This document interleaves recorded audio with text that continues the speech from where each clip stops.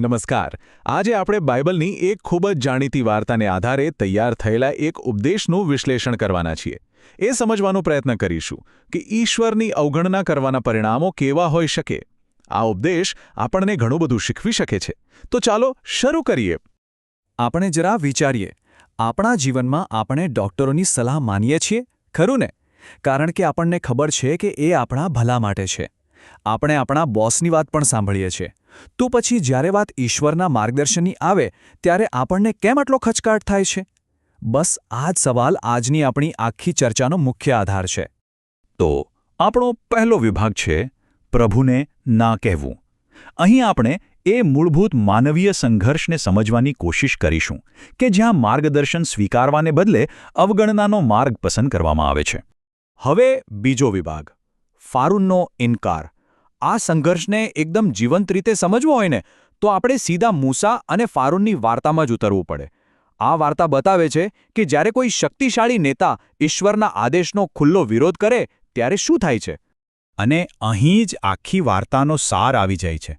જુઓ, એક તરફ છે પ્રભુનો સ્પષ્ટ આદેશ, મારા લોકોને જવા દે જેથી તેઓ મારી ઉપાસના કરી શકે, અને બીજી બાજુ ફારૂનનો અહંકાર અને સત્તા પર આધારિત સીધો જ ઇનકાર.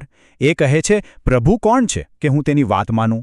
બસ આ બે વિરોધાભાસી શક્તિઓ વચ્ચેનો ટકરાવ જ આખી વાર્તાને આગળ લઈ જાય છે.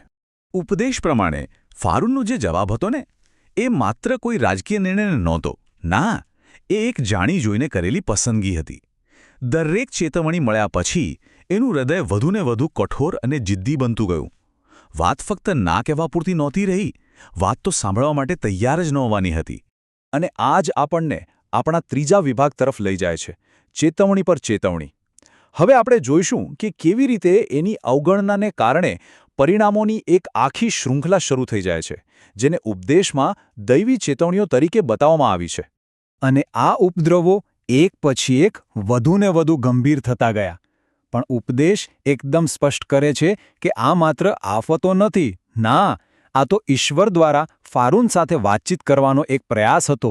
પહેલાં પાણી લોહી બની ગયું, પછી દેડકા અને જુઓના ટોળેટોળા ફેલાયા, શરીરો પર ફોલ્લા ફૂટી નીકળ્યા, તીડોએ આખો પાક સાફ કરી નાખ્યો, અને છેલ્લે 3 દિવસ સુધી એવો ગાઢ અંધકાર છવાયો કે કશું જ દેખાય નહીં. અને વિચારવા જેવી વાત એ છે કે દરેક ઉપદ્રવ પછી ફારૂનને સુધરવાની એક તક મળતી હતી. પણ પરિણામ દર વખતે એક જ. એનું હૃદય કઠોર જ રહ્યું. તેને સાંભળવાનો જ ઇનકાર કરી દીધો. આ ચેતવણીઓને વારંવાર અવગણવામાં આવી, અને બસ આ જ કારણે આફતો વધુને વધુ મોટી થતી ગઈ. તો પછી એક મોટો સવાલ મનમાં આવે છે, ખરું ને, કે આ બધું શા માટે થયું? આ ચક્ર સતત કેમ ચાલતું રહ્યું? જો ઈશ્વરનો હેતુ ફક્ત લોકોને મુક્ત કરાવવાનો હતો તો આટલી બધી નાટકીય ઘટનાઓની શી જરૂર હતી? ઉપદેશ મુજબ ઈશ્વરનો અસલી હેતુ શું હતો? કારણ કે આ માત્ર શક્તિનું પ્રદર્શન નહોતું, એના કરતાં કંઈક ઘણું ઊંડું હતું.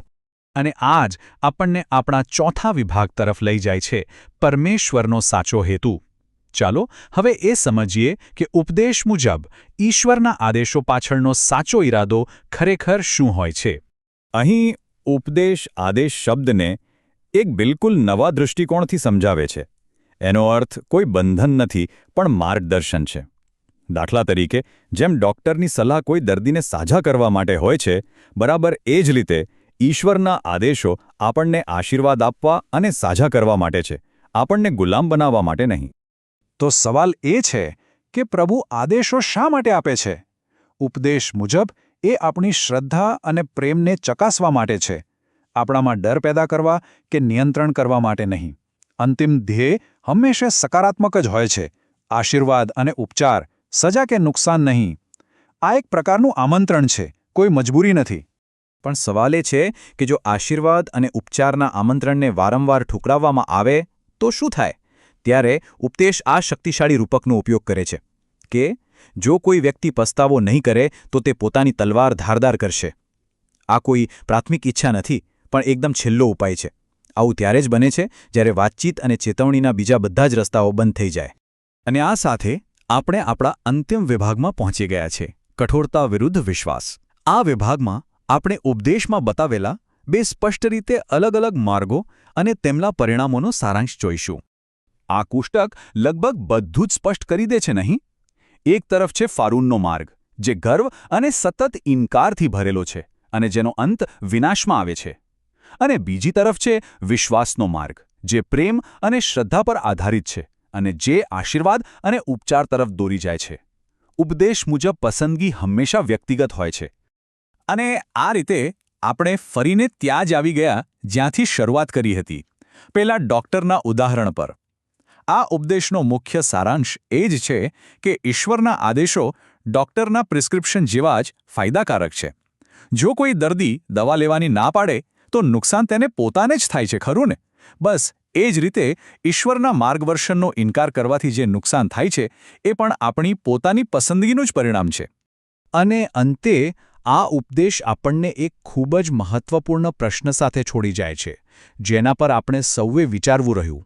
શું પ્રભુની આજ્ઞા એક બોજ છે કે પછી એક આશીર્વાદ? આ સવાલ આપણને એ વિચારવા પર મજબૂર કરે છે કે આપણે ઈશ્વરના માર્ગદર્શનને કઈ નજરથી જોઈએ છીએ અને આપણું હૃદય કઠોર છે કે પછી તેને સ્વીકારવા માટે તૈયાર.